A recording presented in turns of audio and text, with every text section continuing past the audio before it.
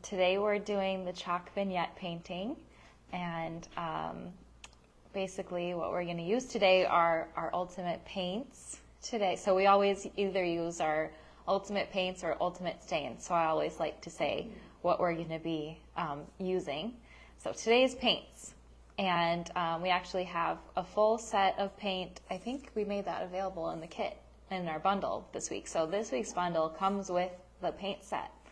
And it's Painted Desert. It's a really pretty set, but it works really well for this technique. And we've been really we kind of like, what's the word I'm looking for? Use our, we pair our techniques with actual art techniques a lot. Like as you've seen, we do the raku artifacts on our jewelry. And today is kind of like we're using the furniture technique. So we all used to refurbish furniture when that was popular, and honestly still love the technique, but kind of wanted to make it a little more applicable, and so we're using it on jewelry because it's still a really amazing technique, and it's we're doing it very similar to that today. So use a dry brush with the paint, and then once you're done with your step, just wash it off in your water cup. So get a little bit of paint. I don't completely dilute the brush, and I'm also not doing too little, so it's kind of like a mid amount of paint. And just gonna swipe that. I'm keeping the moon undone, so I'm just painting the background for this. And get a good amount, but not too thick. You want to still be able to feel and kind of see the metal behind.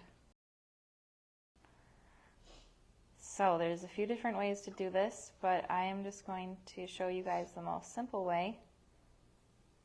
Alright, so I've got my little layer down, and you can wait to add the vignette later, but I'm actually going to start in on it right now because it's nice when it blends. Yeah, now just get into your cinnabar just a little bit on your brush, and while your paint is still a little wet on the piece, start kind of roughly outlining the edge, and then you're just going to pull in a little bit and we're already starting on the vignette.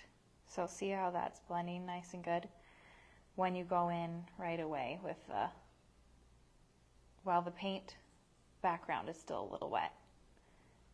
Yeah, so this is still a bit tacky. Now I'm adding the purple as the inner vignette.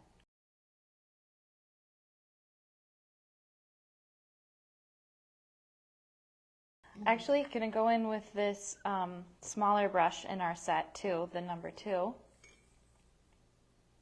Okay. And just gonna get a little more on there. I'm going to add a little more yellow in just to highlight, so a second little layer of highlighting that yellow. Okay, and now that's ready for me to relieve with our block. This is our vintage block, and you can go ahead and pick up your piece while it's still a little wet. But just do a light little layer, and now I'm trying to relieve some of that purple next to the yellow off as well. So use the white side for that. It's a medium grit. This is our chalk vignette painting, and so we like to say it's kind of like the furniture technique we all saw a few years back. Some people are still into it, but we're using that on jewelry because we still love the technique. We don't use it on furniture as much, but love it for this application. And it's very storybook, whimsical, 40s era vibes. So that is how you do that technique. Now moving on to our little moon friend on the bottom. This is just using lapis. And this is a good way, if you guys are a little bit intimidated by the color blending, you can always just do this technique. We're just adding one color and then sanding off the top. We spent a lot of time picking the perfect colors for if you didn't want to go crazy with the paint techniques and you want to just do one layer and sand off. We picked great colors for you guys to be able to do that. So that's what I'm doing with the small moon. You can always just go in with one color and sand off and just use it that way, and it's still going to look beautiful, especially like our verdigris is really good for that. Green opal, honestly anything. Chalcedony looks really good with just one. So that is now lapis that I'm using. I'm going to go in with the number 2 Colorful Soul paintbrush and just get a good layer. It's really cool because the lapis the color starts blending in with the metal because it has slightly translucent qualities. So I like to leave some of that more green look because the blue is blending with that natural brass color, which has yellow tones. So you're getting a really pretty teal tone as well. So just go in with the lapis and you can cover the whole piece, leave some areas a little more thin so they look a little more teal, and do like I'm doing his cheek a little more blue. We love this. We love just using the paint, but especially always like bringing the color of the brass back because that's where you're getting the beautiful dimension in all of these amazing detail. So I just go in and just sand. Yeah, this is pretty much dry. I would try and go in when it's a little bit tacky to the touch. And they were very simple. And you could skip any steps. You could just use one singular paint per one, but it is really fun to try your hand at doing this vignette painting.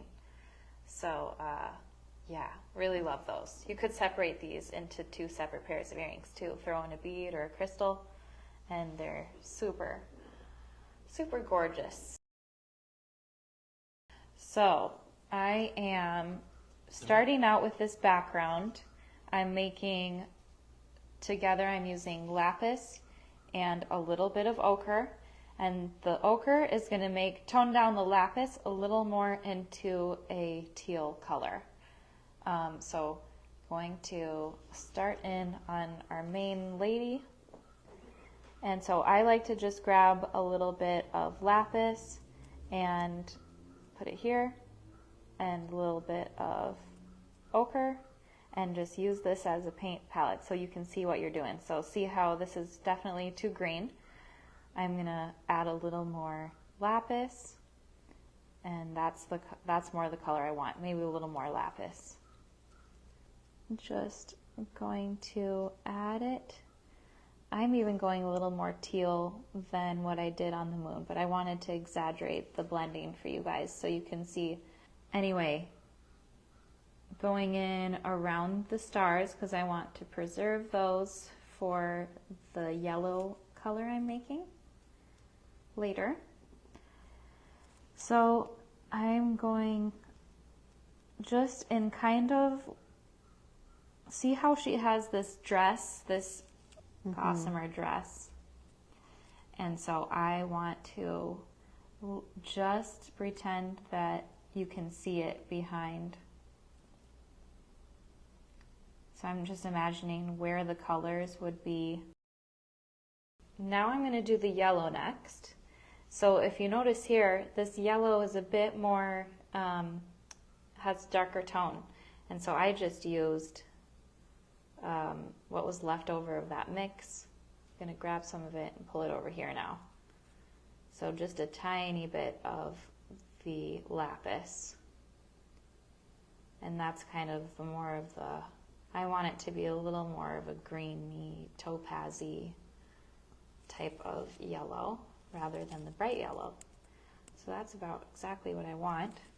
And now, same thing like our moon on the earrings, just gonna do the one color first.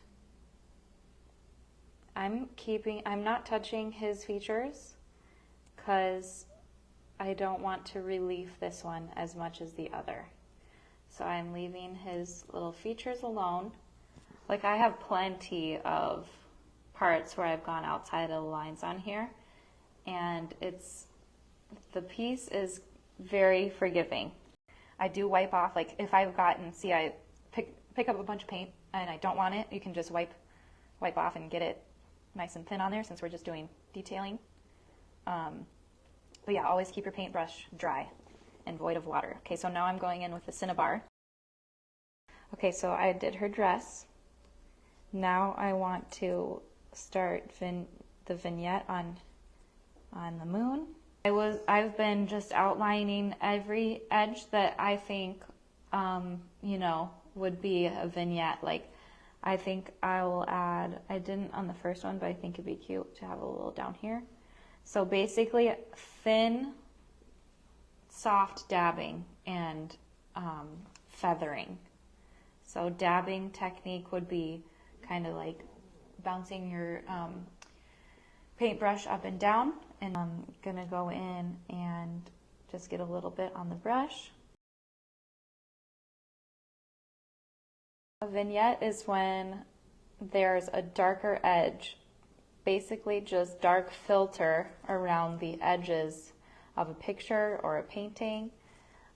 It's just a technique to bring depth and focus to a subject, and so by doing that, it just really defines what you're looking at. It makes you focus on the center.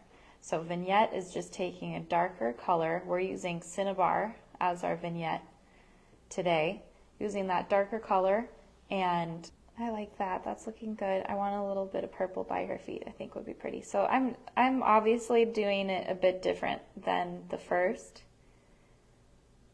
just to show you guys that it's not an exact science. You can just do what you feel like. Obviously, you can follow along with how I'm doing it, but it's not rocket science. There's a lot of ways to do it. Now I'm going to go back in final step. Going to use the ochre and get a tiny bit of the blue just to tone down the yellow. So mostly ochre, a little bit of lapis, and just going to dust these stars. Yeah, take your eye pin and dunk it and get a little bead of paint on the end of your eye pin here. But put your hand on the table with your finger, and then you're going to rest your other hand on top of your finger, and it creates the perfect little balancing. So now I'm just doing some with a heavier hand and some with a lighter hand, little tiny dot stars. And I like to go really random with this. Don't do like a polka dot pattern because the stars aren't perfect. Now I'm gonna do, this step is pretty quick. Gonna do the owl portion of this. This is basically the step that we did with the moon and the moon earrings. So a lot quicker step. So I can show you guys how quick you can be. I'm just wiping off my water after dipping the paintbrush and making sure it's clean. Now I'm gonna grab this. I made a little bit more of a teal color again. So just gonna mix those in together. Now I've got a good amount. I just grabbed that from here. A little bit of lapis, tiny bit of ochre, and just gonna swipe that right over the whole owl. Now I'm gonna go in with the ochre. I'm just going to put it right on top of what I have there. This is why all of our paint palettes look crazy. It's because we're always blending up on the sides. I'll just do it off to the side so you can get a better idea of what I'm doing. So get your ochre, tiny bit of lapis. I don't know if you can see that. Okay. You can move it so yeah, you can see it as well. That'd be good. And just going to dumb down that yellow a little bit. Make it more of a topaz-y. Looks like I put a lot too much lapis in my paintbrush. So just add more ochre, and then just going to do that, kind of rough. It's a little more green, but it's still pretty. Now on this, I'm going to wait a minute, just a second, for that to dry up. I'm going to dab some off. And this you can actually, if you're still in the wet enough phase, you can just wipe. So see how I'm just wiping?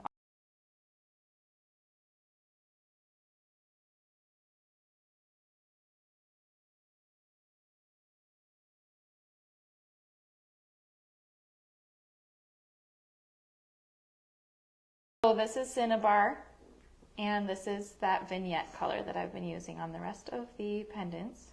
And just gonna dab, and feather, just on the edges.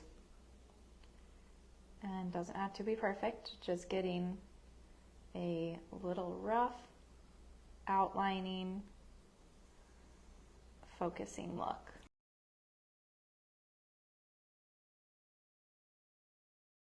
Yeah, and so that is gonna finish up the owl.